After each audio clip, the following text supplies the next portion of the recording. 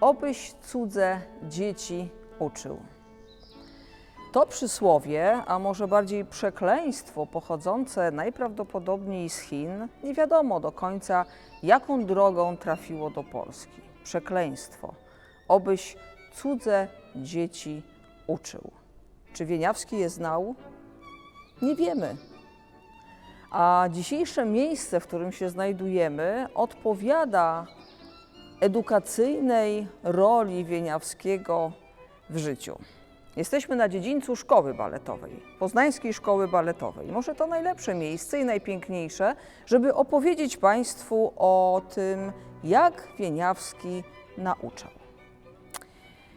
Konserwatorium Petersburskie, lata 1862-1867 i konserwatorium w Brukseli, lata 1874-1877. To dwa etapy, niespełna dekada pedagogicznej pracy Henryka Wieniawskiego. To były barwne lata. Wieniawski w pierwszym roku działalności w konserwatorium petersburskim miał w swojej klasie 9 osób. Lekcja tygodniowo, godzinna lekcja kosztowała 100 rubli. W kolejnych latach uczniów przybywało i doszło aż do 12 osób. Maksymalnie osiągnął Wieniawski w swojej klasie 20 osób. To naprawdę duża liczba, jak na prowadzenie w sposób indywidualny zajęć w konserwatorium muzycznym. Ale pamiętajmy o tym, Wieniawski pół roku koncertował i pół roku nauczał, więc trzeba to było wszystko pogodzić. Był wymagającym nauczycielem. Angażował się w sprawy konserwatorium petersburskiego, przynależał do rady profesorskiej, która tworzyła program nauczania. I stworzył Wieniawski taki zestaw norm. We wrześniu 1865 roku, to znamienny rok w naszych opowieściach, przypomnijmy, po klęsce hazardowej w Wiesbaden, kiedy już zdobył pieniądze na bilet, powrócił do Rosji i zaangażował się w działalność pedagogiczną. Posłuchajmy, jak wyglądał taki spis norm spisany przez Henryka Wieniawskiego. Specjalność. Pierwsze. Wykonanie utworu koncertowego z orkiestrą. Po drugie, wykonanie partii w kwartecie smyczkowym. Po trzecie, czytanie awista oraz transpozycja. Teoria. Po pierwsze, rozwiązanie zadań praktycznych na tablicy. Po drugie, analiza utworów. Instrumentacja i historia muzyki. Odpowiedzi według kartek. Gra na fortepianie. Po pierwsze, wykonanie utworu solo, po drugie, czytanie awista oraz transpozycja i po trzecie, towarzyszenie awista innym instrumentem. Gra z orkiestrą, śpiew chóralny i pisanie nut. No to jest naprawdę wyższa szkoła jazdy, jak na konserwatorium muzyczne przystało, żeby zrealizować ten cały zakres umiejętności wymaganych od uczniów.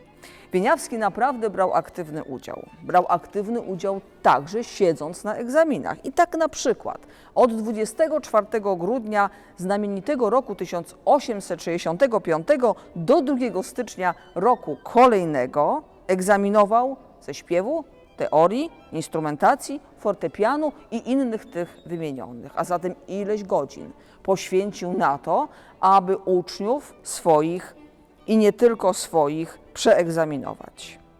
I jeszcze wspomnienia jednego z jego uczniów, Wasyla Besela, później bardzo znanego wydawcę. Posłuchajmy. Uwidaczniał się wielki artysta, porywczy, zapalczywy, nieopanowany i niesystematyczny, a zarazem jego uwagi i sama demonstracja, to znaczy wykonywanie w klasie trudnych pasaży oraz trafne wskazówki dotyczące sposobu wykonania, wszystko to razem wzięte miało bardzo dużą wartość. Niesystematyczne zajęcia odbywały się w sposób ustalony przez pół roku, ale mimo to potrafili uczniowie docenić możliwości Wieniawskiego i jego naprawdę mistrzostwo i artyzm. Czy był dobrym pedagogiem, czy był porywczym pedagogiem? Może o tym powiedzą nam kolejne cytaty, również ze wspomnień Wasyla Bessela.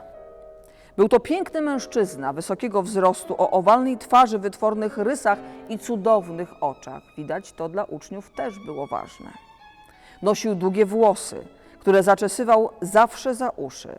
Jego maniery i ruchy były wytworne i proste, jak zwykle u dobrze wychowanych osób. Język francuski był dla niego jak ojczysty, czyli polski, ale mówił również dość chętnie po niemiecku i mniej chętnie po rosyjsku. Posługiwał się też dobrze językiem angielskim. Na zajęciach, co zrozumiałe, używał języka rosyjskiego. I teraz to, co najważniejsze dla jego pracy pedagogicznej, posłuchajmy. Dla poprawienia techniki ograniczał się do najbardziej znanych etiud, a utwory muzyczne i koncerty dobierał nieostrożnie. Często zamęczał uczniów poszczególnymi, trudnymi ustępami, przy czym sam nieprawdopodobnie się gorączkował. Nieraz używał nawet obelżywych słów wobec najbardziej nierozgarniętych uczniów. Takie na ogół bywają wykłady wielkich artystów. Rozumie się samo przez się, że jego uwagi i sama demonstracja, to znaczy wykonywanie w klasie trudnych pasaży oraz trafne wskazówki dotyczące sposobu wykonania, wszystko to miało razem wielką wartość.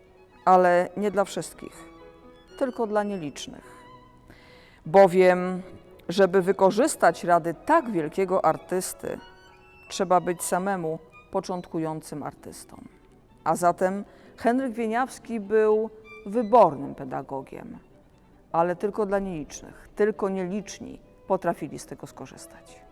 Henryk Wieniawski rezygnuje z pracy w Konserwatorium Petersburskim w 1867 roku.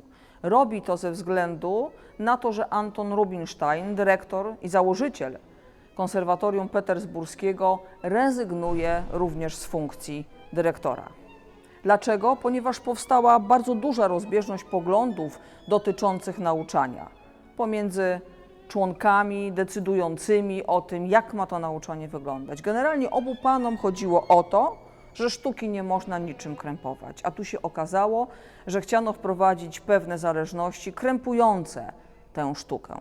W związku z tym obaj panowie odeszli. Pewnie pragnienie do nieskrępowanej działalności koncertowej było też ważnym czynnikiem, dla którego Wieniawski zrezygnował z pracy pedagogicznej. Czy mu ciążyła? Podjął się tego wyzwania raz jeszcze w Brukseli na prośbę dyrektora François Giverta. W 1874 roku podjął pracę pedagoga, profesora skrzypiec klasy kwartetu w konserwatorium brukselskim. Zastąpił na tym stanowisku ciężko już wtedy chorego swego przyjaciela Henri Vieton. Pracował w konserwatorium brukselskim prawie 3 lata. Zdążył sprowadzić tam rodzinę, się zadomowić. No, może w przypadku Henryka Wieniawskiego to nie jest dobre określenie, bo koncerty, jakie odbywał w trakcie tych 3 lat, liczba tych koncertów była nieprawdopodobna. Można wymienić tylko Paryż, miasta niemieckie, Warszawa, Londyn, gdzie bardzo niebezpiecznie zachorował. To był rok 1875. Wiedeń, Praga, był w Krakowie w 1877, Budapeszt, dalej do Norwegii i Danii. Naprawdę tych obowiązków chyba nie do końca był w stanie sprostać. Najwybitniejszym z jego uczniów był wówczas 13-letni Isaïe. To Wieniawskiemu, jak sam twierdził, zawdzięczał ogromne mistrzostwo techniczne, a zapisy pozostawione przez Isaïe pozwalają nawet zrekonstruować niektóre elementy gry Henryka Wieniawskiego. Obyś cudze dzieci uczył. Czy ta niespełna dekada pracy pedagogicznej Henryka Wieniawskiego była dla niego przekleństwem? Myślę, że nie. Skorzystali z pewnością z niej ci najwybitniejsi, do których należał m.in. Karol Dawidow, Leopold Lichtenberg, czy ten najważniejszy, czyli Isaïe. Czego nauczał Henryk Wieniawski?